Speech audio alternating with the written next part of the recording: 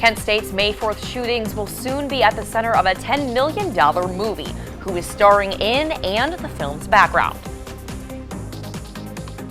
With fall break just a couple of hours away, a cold front will bring some storms to Kent, and I have some updates for the rest of the week. President Biden and lawmakers are looking to punish Saudi Arabia for their support of cuts in oil production. How this could affect prices at the pump. Although Kent State is gearing up for fall break, it will be another busy weekend for Kent State athletics. More ahead as TV2 News starts right now.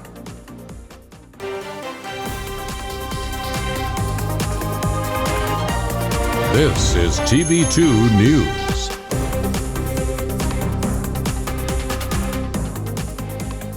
Good Wednesday evening, Portage County, and thank you so much for joining us. I'm Alexandria Manthey. And I'm Matt Corrali. We start tonight with updates on the Ohio State Board of Education's decision that could oppose changes to Title IX. That's right. Our correspondent Noah Rowe has more on the vote and how this could impact LGBTQ+ youth right here in Ohio. Noah? Thanks, Alex and Matt. Ohio State Board of Education is expected to vote today on a resolution that opposes changes to Title IX, a federal law that has recently been updated to include protections for LGBTQ+ children. This change could allow transgender students access to bathrooms, locker rooms, and sports teams, or schools could lose federal funding. The four-page resolution opposing this change lays out a, quote, unequivocal opposition to the Biden administration's proposal to expand Title IX protection to LGBTQ+ children. Several attorney generals, including Dave Yost, have signed on to a lawsuit challenging the proposed changes. It could be months or even years before these changes would be put into effect. This issue has left supporters of the LGBTQ community worried that this decision will leave an already marginalized community at greater risk for discrimination. TV2's Shane Troiano recently spoke with Kent State professor Stephanie Smith about LGBTQ+ issues, including banned books in schools. Smith expressed the importance of sharing these stories and not allowing the voices of the LGBTQ+ community to be silenced. It is my belief that it is targeted deliberately against the organization of people who have been marginalized or undervoiced or silenced or deliberately misunderstood, who are now mobilizing and galvanizing, and that awful V word, voting. Now, if the resolution to block the changes to Title IX were to pass, all local school districts would get a letter stating that the changes are not final and that they should not feel obligated to follow them. TV2 will keep you updated. This is Noah Rowe reporting from Franklin Hall. Alex? Noah, thank you. Kent police have charged two males on a shooting that occurred at the 300 block of Dodge Street in the city at 2:45 a.m. on September 29th. 19-year-old Josiah Mercury of Kent and 19-year-old Jonathan Butcher of Ravenna are both in custody and charged with 2 counts of felonious assault and 1 count of discharging a firearm at or into a habitation. The May 4th shootings will soon be the main focus of a new movie. A movie will be titled Kent State and tells the story of how, quote, a family's buried past coincides with the brutal truth of one of the most significant events in American history. Actors Dermot Mulroney and Clancy Brown have been cast in the $10 million project, which will be directed by Karen Slade.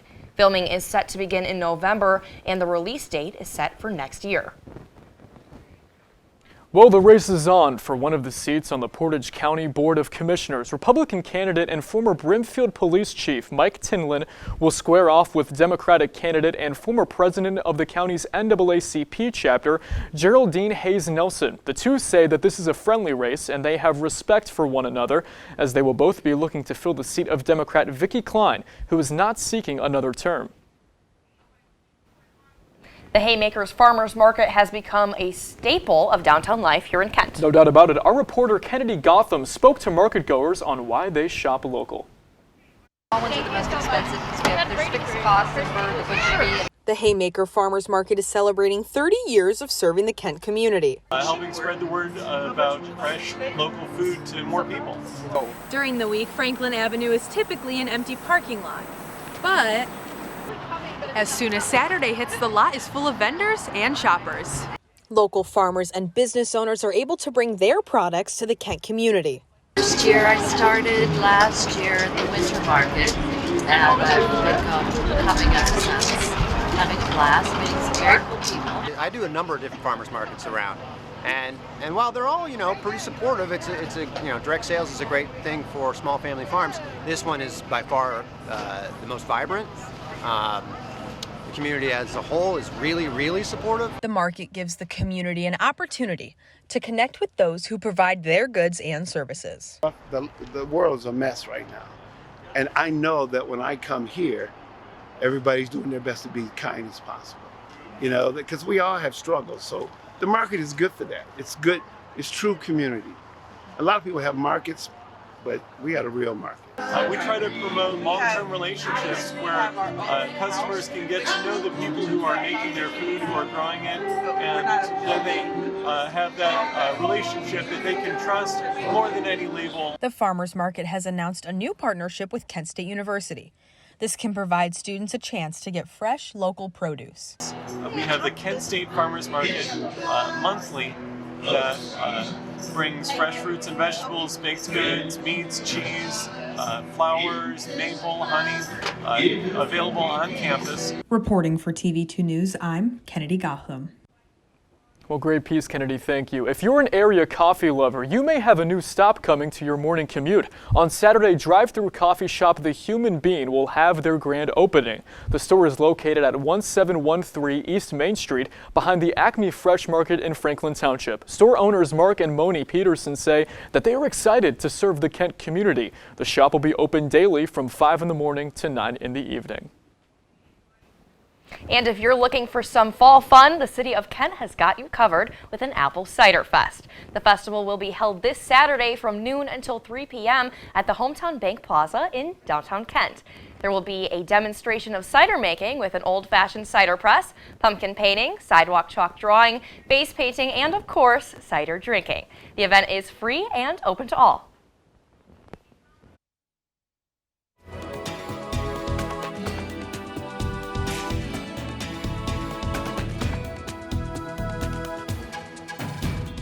Alex, I'll tell you what, I was shocked to wake up this morning and find out that the high in Kent today was 70 degrees. Yeah, it was pretty warm. I wonder if we'll be seeing something like this in the coming days. Our Nuried Hurtado can definitely tell us what can we expect to see weather-wise in this area. Hi, Nuried.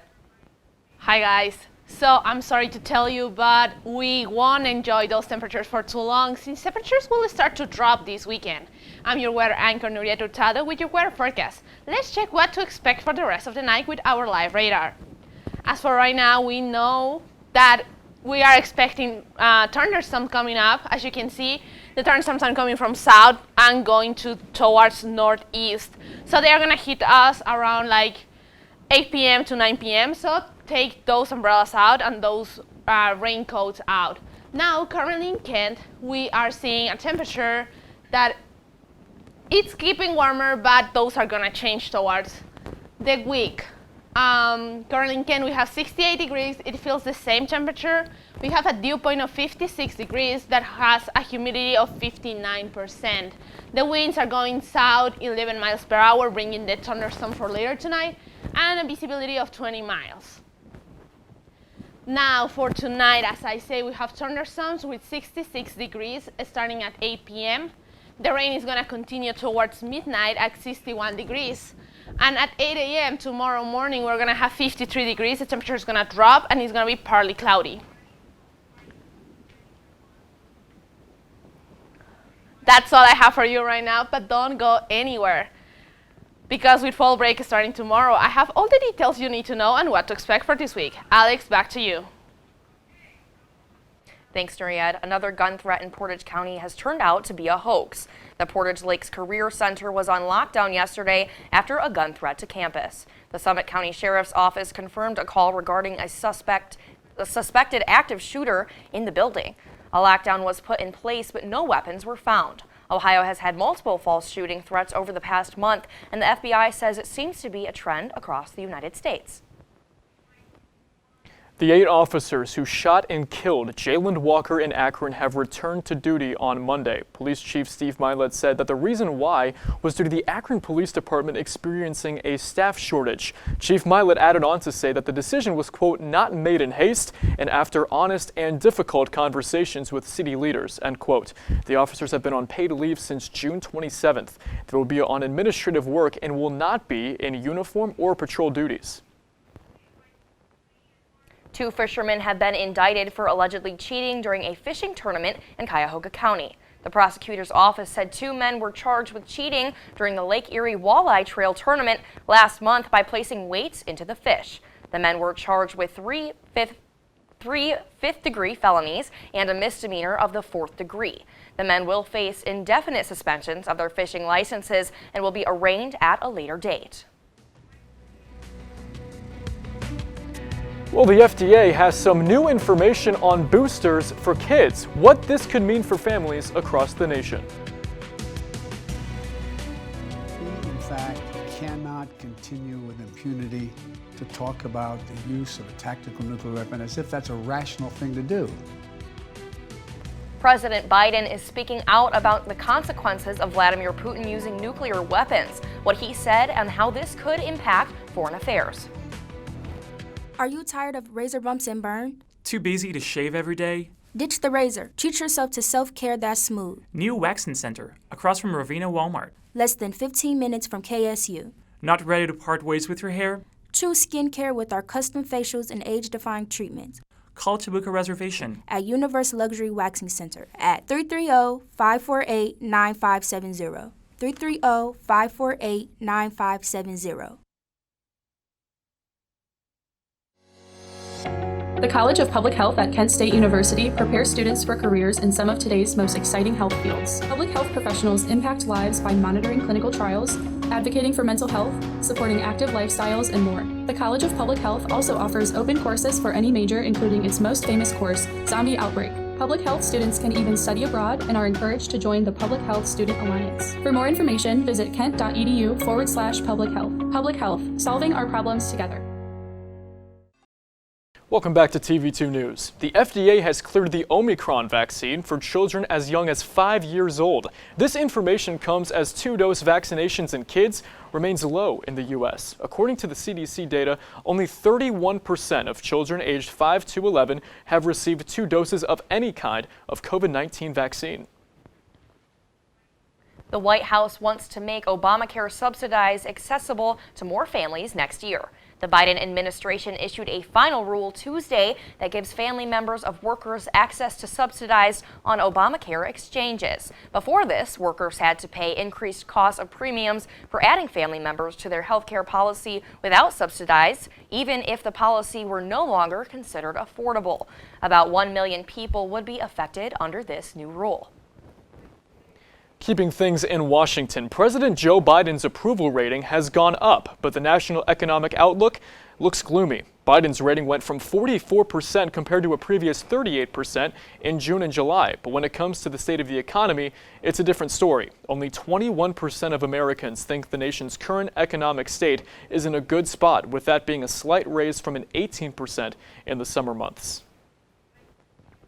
President Joe Biden and some lawmakers are threatening to punish Saudi Arabia for supporting oil production costs. Saudi Arabia is one of a group of oil-producing countries who decide how much oil to produce, which affects costs at the pump here in the U.S. The group wants to slash oil production by 2 million barrels a day starting next month. 2 Democratic senators announced a bill that would stop all U.S. arms sales to Saudi Arabia for at least 1 year. If the country decides to cut production, we could see the already high gas prices increased even more.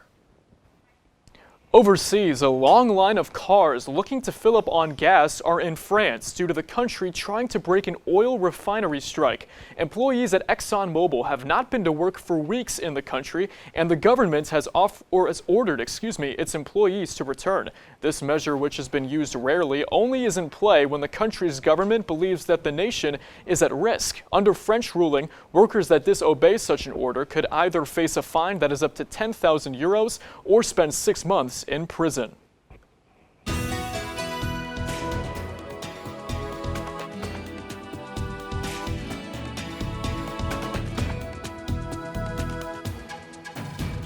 In Florida, hundreds of homes are still underwater. Nearly 2 weeks after Hurricane Ian hit, and they're still having challenges getting help. The American Red Cross has turned the ice rink that is usually home to the Florida Everblades hockey team into a refuge. The group says clogged roads and heavy traffic have made it hard for them to deliver food. As a result, a mobile kitchen has been moved outside of the arena. But now to weather here in Ohio, we have our own Nuried Hurtado. Thanks, Alice. Hey everyone, I know you've been waiting for the rest of your weather forecast, especially with fall break starting tomorrow. But first, let's check our statewide temperatures. As for right now, we have 73 in Columbus and Dayton, and 75 in Cincinnati, hitting the highest temperature for the day. 72 in Lima and Akron, Steubenville 70, and Athens and 67 being the lowest temperature across the state. Now zooming into Northeast Ohio, we have 68 in Kent and Youngstown, with Ashtabula going with the same temperatures being the lowest for Northeast Ohio. 71 in Canton and Cleveland, 70 in Mansfield, and 69 in Worcester. And Sandusky with the highest temperature right here with 72. Now for our 7-day forecast. Thursday is going to be partly cloudy with 59 degrees as our highest temperature. On Friday, we're going to see a 58. The temperature is going to start to drop. And on Saturday and Sunday, we're going to have a 30 to 40% chance of rain, but don't worry too much because Sunday is going to be clouds and sunshine at 60 degrees. But as I told you, the cold front was going to make these temperatures go down. So we're going to face 48, 44, and 46 for the rest of our week coming up. And Monday, we're going to have 60% chance of rain, as the same on Tuesday. And this might sound weird, but we might have a little bit of a mix between rain and snow. So keep an eye on it. I know it's earlier in the week, in the month, and in the whole season to have a little bit of snow, but keep an eye out of it. With the temperatures being the lowest to the 33s. That's all I have for you tonight. We won't have sunny days during break, but I hope everyone has a great fall break. I'll see you next Wednesday. Nuried, thanks again. An anesthesiologist in Texas has been indicted on 10 counts. Dr. Ray Ortiz was accused of tampering with IV bags that have seen patients seriously injured in 4 of those cases. Investigators believe that the spiking of bags with dangerous drugs began in May. And Ortiz, who the U.S. Attorney's Office calls a, quote, medical terrorist, will be back in court on Friday, where he is expected to plead not guilty to the charges. The San Antonio police officer who shot an unarmed 17-year-old last week has turned himself in. Eric Cantu was inside his car eating in a McDonald's parking lot when Officer James Brennan approached him. Body camera video shows him reversing the car after Brennan opened the driver's side door and offered him out. Brennan then opened fire, hitting the teen several times. San Antonio's police chief says that action violated the station's policy. A jury has ordered InfoWars host and social conspiracist Alex Jones to pay nearly $1 billion to the families of victims that died in the Sandy Hook Elementary School shooting. The lawsuit accused Jones of using the mass killing to build his audience and make millions of dollars. Nicole Hockley, the mother of 6-year-old Dylan Hockley, who was killed in the shooting, said outside the courthouse that this decision reinforced her belief that, quote, good does prevail, while Jones's attorney, Norm Pattis, said that, quote, they look very much forward to an appeal.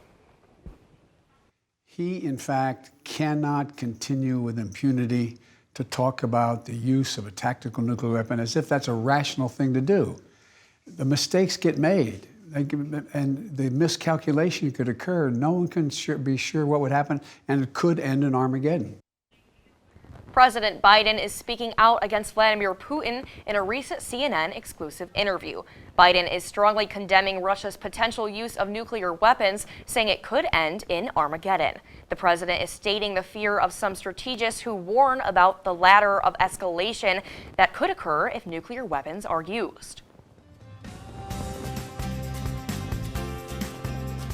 A breakfast of champions turned boozy beverage. The inspiration behind it and how to get your hands on the holiday liqueur. The MLB playoffs are in full swing. Check out some of the highlights when we get back. And now, your TV2 Sports Report.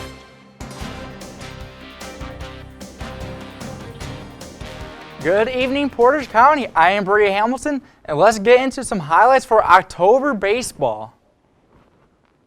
It was a must-watch game in the Big Apple last night for Game 1 of the ALDS between the Guardians and the Yankees. Let's see which team came out on top. We go to the top of the third. Here's the pitch from Garrett Cole, and Stephen Kwan rips a line drive to deep right field, and it clears the wall. Who would have thought that it's Stephen Kwan giving the Guardians a 1-0 lead? And the Guardians with a chance to add on more here with bases loaded, but Andreas Jimenez strikes out and is unable to get it done. And to make things worse for the Guardians, here is Harrison Bader, who takes this one to left field and ties the game up in no time. And that would wake up Yankee Stadium and get the crowd going. Still hanging around on this one, but Anthony Rizzo would decide to change that here as the Yankees would erupt and take a 4-1 lead. And the crowd is just loving it in New York.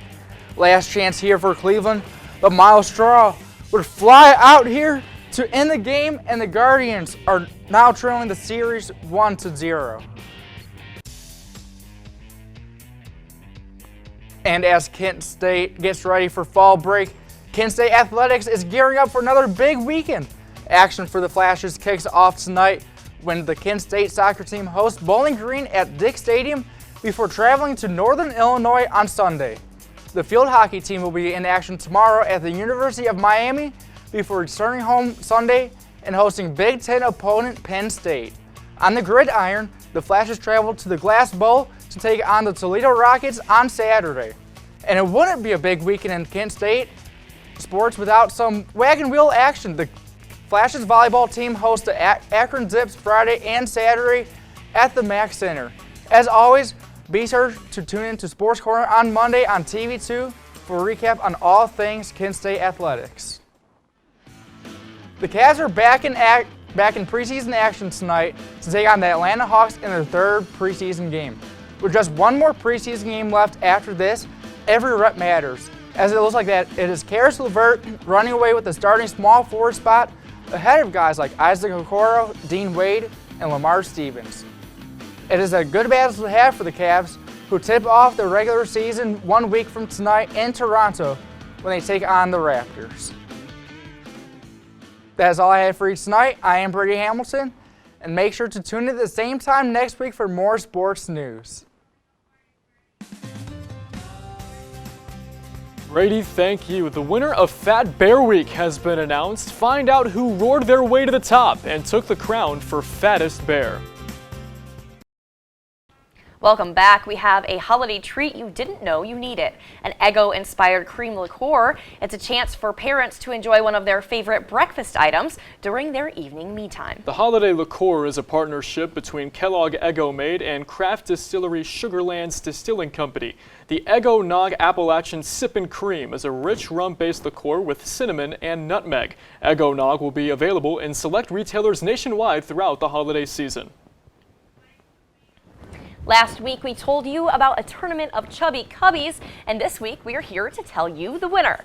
The 2022 champion of Fat Bear Week, a bear known as number 747, has marked his second victory in 3 years. The contest is a week-long celebration of bears gorging themselves on salmon at the preserve in preparation for winter hibernation. Fans watch and vote. 747, who weighs up to 1,400 pounds, is the biggest bear known to catch salmon at Brooks River. Okay, here's my question. Can we give these bears names? Like, what's the 747 winning? No, they're just numbers. I don't know. Like, can we get some creativity? That's what I'm saying. Like, can we get some creativity I think going? they deserve a name, like for real. They definitely deserve it. Well, there might be a lot of bears. Well, here's the thing, though. There might be like too many bears for them to know. And I mean, that's a good point. I don't know if you guys heard, but apparently there was voter fraud. Oh my God! Stop in this year's Fat Bear Week. Drama on Fat Bear Week 2022. Brady, did you get to vote? I did not, sadly. No? Okay. Jeez. All right, well. Unbelievable. Yeah. All right, well, that is all the time we have for you today. Thank you for joining us. For updates on all these stories and more, visit our website at kentwired.com. And our social media on all platforms at Kent Wired. I'm Brady Hamilton. I'm Nuried Hurtado. I'm Matt Caroli. And I'm Alexandria Manthey. Have a great and safe night, Portage County.